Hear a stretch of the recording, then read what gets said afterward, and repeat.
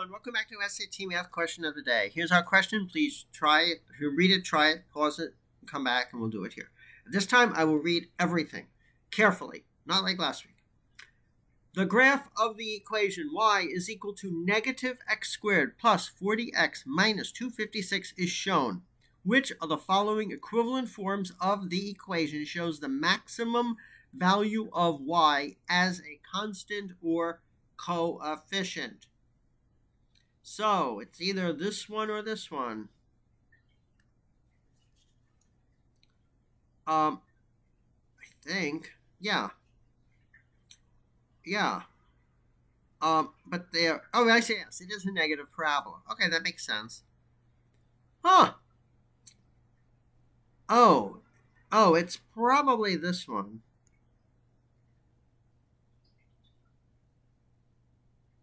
That's so... Yes. It's B. Yeah. Boy, it's interesting because it looks like it could be B or C, but it's B because B is what's called the vertex form of the parabola, and that tells you the vertex is at 20, and the height is at 144. Yeah. So when vertex schmertex. Vertex schmertex. Seth doesn't like lingo. Seth just says, just do it. When x is 20, just do it. When x is 20, this becomes 0. X minus 20 squared is always positive except when x is 20. Right. The minus means you're subtracting it. Yeah. And therefore the maximum occurs.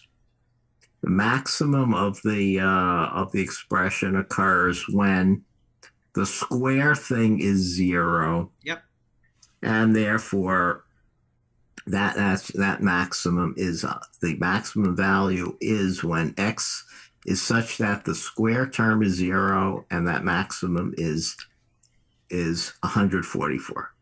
Right. But every other x, B says that you take positive 144 and subtract something, you get something smaller. For certain x equals 20, you get the whole of 144. Therefore, 144 is the maximum. That's the answer. Yep. So that's no vertex business. Yeah, you don't need any vertex. That's right. That's all lingo. You just use. But on the other hand, someone might, like you're following the routine, and you remember this vertex schmertex business. Oh, yeah, find the vertex form. That's it. Blah, blah, blah. Right. Yeah. That's right. So it depends on. Yeah, it depends on your approach, which is why we're here to offer different approaches. I like Seth's approach so that you don't have to really remember. Oops. You don't. That's really annoying when that happens. You don't really have to remember any lingo. You just have to really understand what's going on, which is really good. When x is 20. Oops. When x is 20, you are at a maximum. And that's what this is saying. When x is 20, this has to be positive or 0, so you are at a maximum. Yep. So let's do the 4 questions. Calculator, no, calculator doesn't help you. Reading the answers, doing it backwards, not really. I think it does. What, reading the answers helps? Yeah. Oh, yeah. I think that definitely does. Oh, yeah. You're right. Reading the answers has because to you have to pick one of them. You need to. First of all, the principle of the SAT is that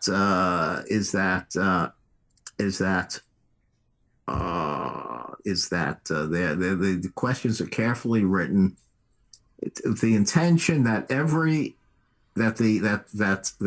that at least one answer is valid.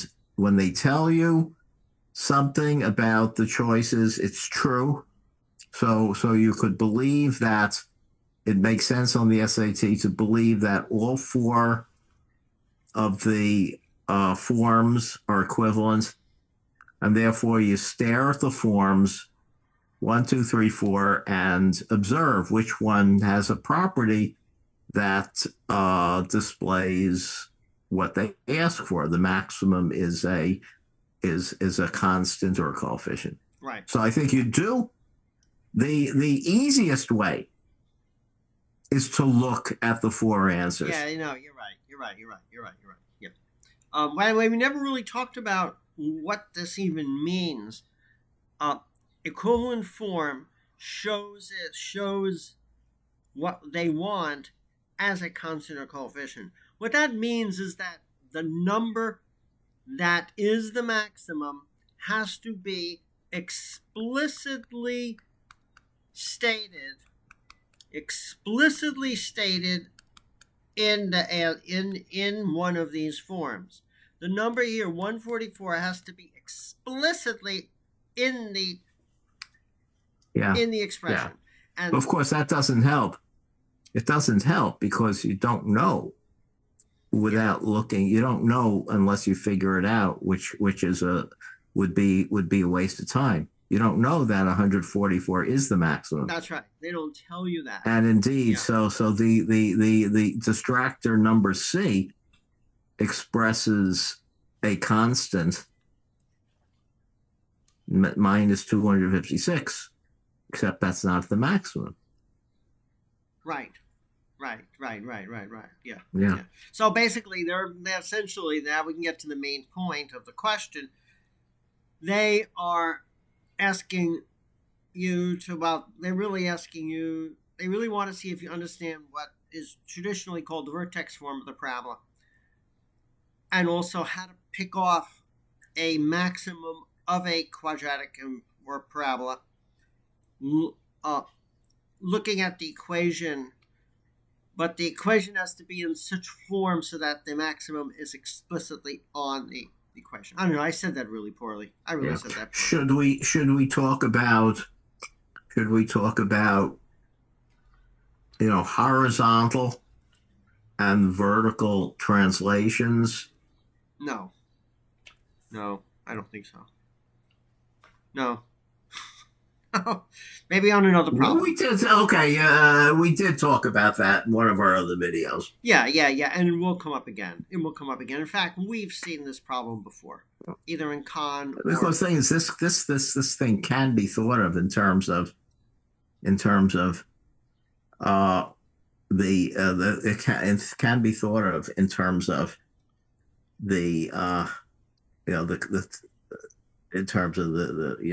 two parabolas, y equals x squared and y equals minus x squared. Yeah. And then you combine it. So this is the parabola. This one is the parabola that looks a bit like this. And this is the parabola that looks a bit like this. Yep. And we take this parabola and translate it like that. Right. Translate it by 20. Yep. And translate it up by 144. Yeah. Right. Yes. Transformations of functions is another way to look at what's going on. Yeah. So, the main idea here really is understanding what's the way to explicitly show the maximum or minimum of a parabola.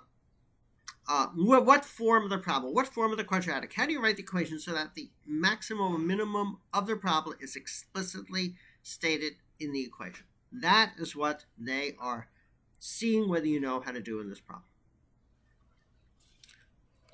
And just to remind people what this vertex form is that I mentioned, I will put it in a red and darker one. It's y is equal to a x minus h squared plus k. And the vertex is at h k, which means the maximum or the minimum value is k, depending on whether it goes up or down. And the minimum or maximum is attained when x equals h. and the minimum maximum attains when x equals h. Sometimes you see it written as y minus k is equal to a x minus h squared.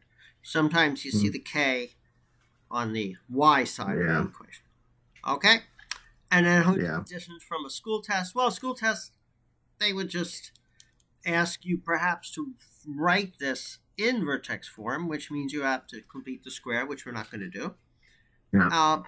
And that's about it. Or they might ask you to write this in a form that shows the maximum value as a constant or coefficient. Right. And at which point and without telling you it's vertex form. Right. Yeah. So then you would have to write it. And there are two ways to do vertex form. One is to get the vertex and then figure out one is to get the x value of the vertex and then figure out what the y value of the vertex is, or complete the square. So, okay. So that's about it, right? Yep. Okay. That's it for today.